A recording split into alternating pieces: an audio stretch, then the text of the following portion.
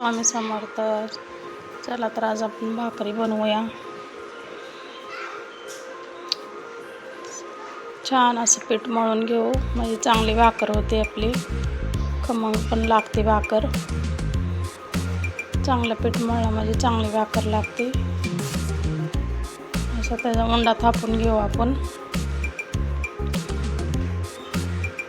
उंडा थापून घेतला चांगला की चांगली भाकर आपण थापून घेऊ, पातळ अशी. पीठ चाळून घेऊया, भाकर थापून घेऊ आपण. चांगली पातळ भाकर थापून घेऊया.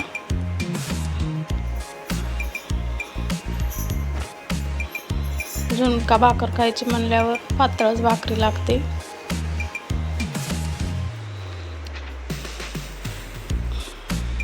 बघा अशी पातळ भाकरी थापून झाली आपली. गोल गरगरीत तव्यावर टाकून घेऊ आपण. तव्यावर टाकून घेतले की पाणी लावू भाकरीला.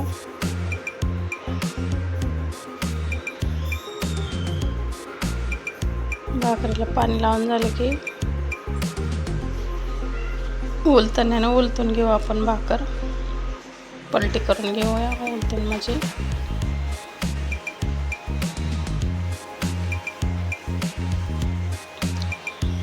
बघा किती पांढरी शुभ्र भाकर शिकले.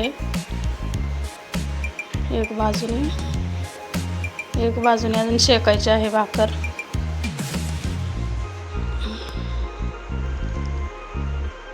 कशी फुगली भाकर बघा आपली.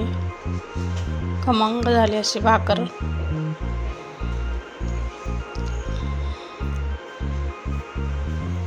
चांगलं. आता बेसन बनवू आपण. झुणका बेसन, कोथिंबीर, लसूण, कांदा, टमाटो. आता कढई ठेवली गॅसवर, त्यामध्ये तेल टाकले. जिरे टाकूया आपण.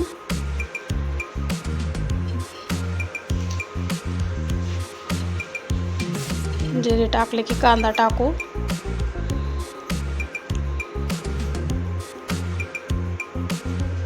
जिरे चांगली कडली, आपण एक कांदा कट केलेला आहे, कांदा टाकू आपण. छान असा भाजून घेऊ कांदा, लाल कलर येईपर्यंत.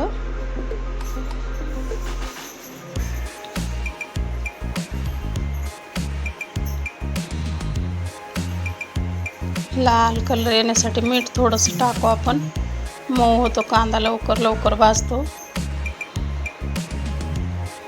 पटकन भाजून होतोय.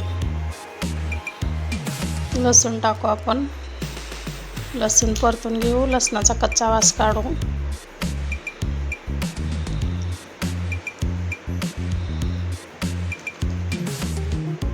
आम्ही आमच्या आवडीनुसार लसूण टाकलाय, तुम्ही तुमच्या आवडीनुसार टाकू. एक टमाटर टाकू. टमाटर परतून घेऊया,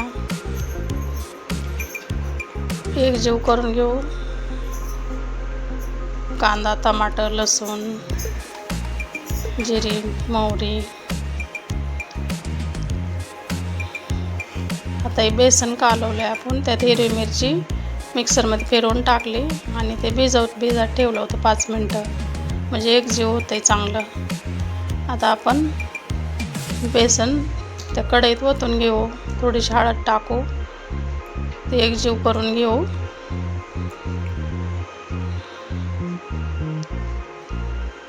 छान असं परतून झालं आहे. आता ते बेसन त्यात ओतून घेऊ आपण, मिक्स केलेलं, आणि हलवून घेऊ. पटकन हलवून घ्यायचं, म्हणजे त्याच्या गाठी बनत नाहीत, गुठळ्या होत नाहीत. बेसन चांगलं बनतं.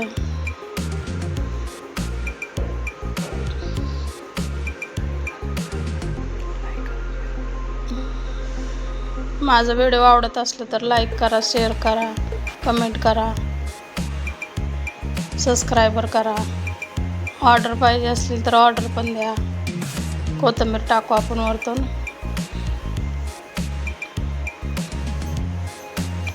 आणि हलवून घेऊ बेसन.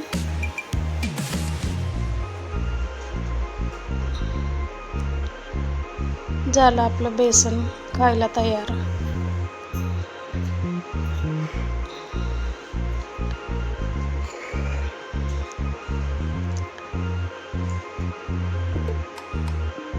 चांगलं एकदम मिक्स करून घेऊ कोथिंबीर ते. झाली आपली जेवणाची थाळी तयार. बेसन भाकरी